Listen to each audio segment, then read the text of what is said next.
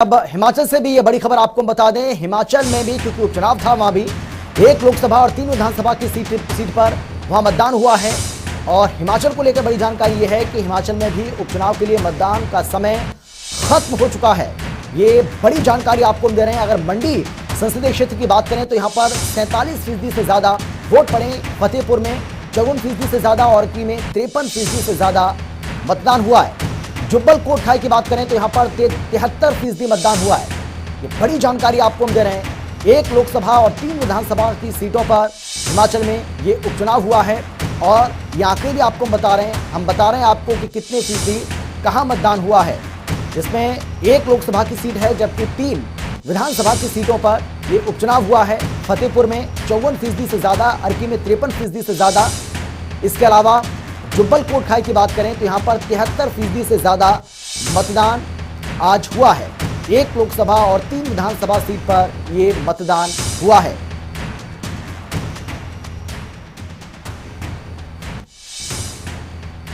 और मंडी से हमारे संवाददाता पूजा हमारे साथ हैं ज्यादा जानकारी के साथ। पूजा, हम आपसे जानना चाहेंगे क्योंकि समय सीमा जो है वो अब खत्म हो चुकी है। कितने फीसदी कहां पर वोटिंग हुई है, चाहे हम विधानसभा की इन 3 सीटों की बात करें या फिर मंडी लोकसभा क्षेत्र की बात करें, यहां कितने फीसदी मतदान हुआ है? जी, आपको बताना चाहूंगी अभी मंडी संसदीय क्षेत्र में 47.17% जो है अभी तक मतदान हो चुका है। और अब जो है मतदान की क्रिया को पूरी तरह से बंद कर दिया गया है।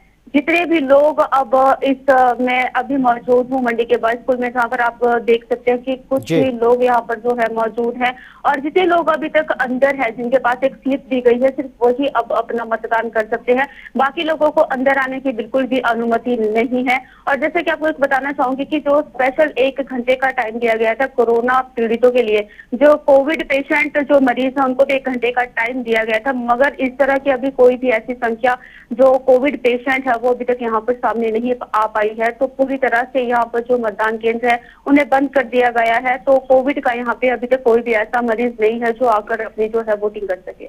जी, यानी अब उन्हीं लोगों को इजाजत दी जाएगी वोटिंग की, वही लोग मतदान कर सकते हैं जो मतदान केंद्र के अंदर होंगे। पूजा जी, देखिए सुबह से लोगों का यहाँ पर आना जाना बहुत ही ज्यादा कम था। लोगों का इतना जो है भीड़ देखने को नहीं मिली। लोगों की जो संख्या थी वो हर एक बूथ पर हमने जाके दौरा किया, हर एक बूथ पर जाके हमने जायजा लिया। वहाँ पे लोगों की जो भीड़ थी वो बहुत ही कम देखने को नजर आई। ऐसा लग रहा था कि लोगों में बिल्कुल भी उत्साह नहीं है वोटिंग को लेकर। तो उसी के बीच अभी भी हमने शाम तक का भी इंतजार किया कि कुछ लोगों की जो संख्या होगी वो बढ़ जाएगी 2 बजे के बाद, पर ऐसा अभी तक कुछ भी नहीं हो पाया।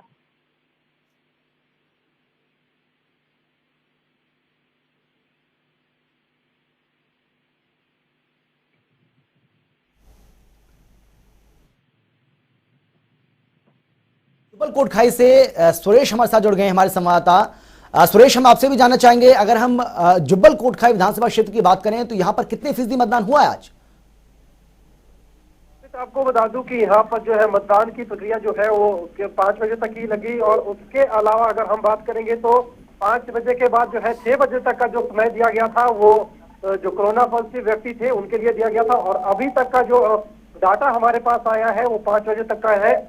और उसके हिसाब से 73% से ज्यादा जो है मतदान हुआ है। और 75% तक का जो है अनुमान लगाया जा रहा है कि टोटल जो मतदान होना है वो 75% तक जा सकता है। और अगर हम पिछले 2017 विधानसभा चुनाव की बात करें तो यहाँ पर जो है 80.24% जो मतदान हुआ है। तो उसकी अपेक्षा इस साल जो है कम मतदान यहाँ पर कहीं ना कहीं देखने को मिला है। ये जरूर हमें देखने को यहाँ पर आया है। बिल्कुल, यानी आप ये कह रहे हैं कि जुब्बल कोटखाई विधानसभा क्षेत्र में वोटिंग कम हुई है, जो उम्मीद कर रहे थे उम्मीद से कम वोटिंग यहाँ पर देखने को मिली है।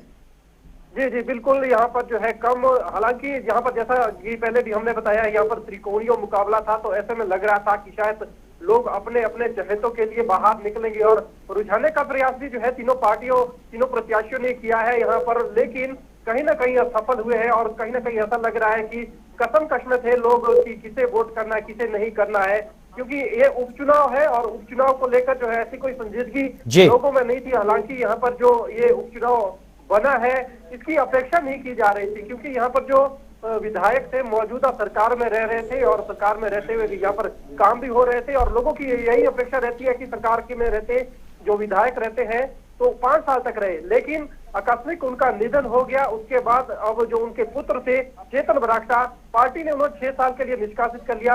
आजाद प्रत्याशी के तौर पर वो जनभावनाओं के चलते मैदान में उतरे। जी। इससे लग रहा था कि कहीं ना कहीं मुकाबला कड़ा हो सकता है।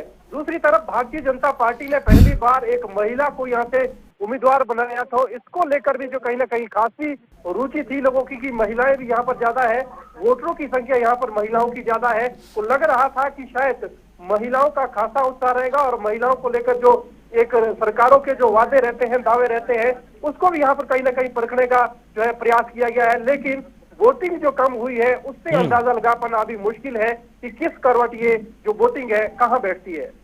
चलिए सुरेश, आएंगे आपके पास भी, आप बने रहिए हमारे साथ।